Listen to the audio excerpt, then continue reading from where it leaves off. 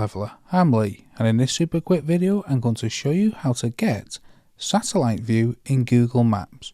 So let's first open up Google Maps, and let's say I want the satellite view of London here. So you want to press this little triangle here in the top right hand corner, just below your profile icon. See it here in the circle? You want to press that. And here you'll see map type.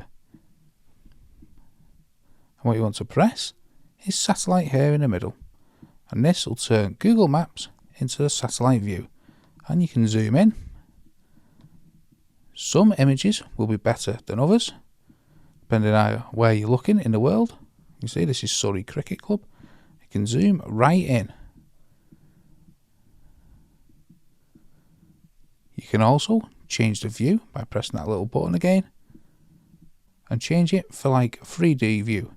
For instance, and what you can do there, you can zoom right in, and this will give you the 3D view of the area. But that's how you get satellite view.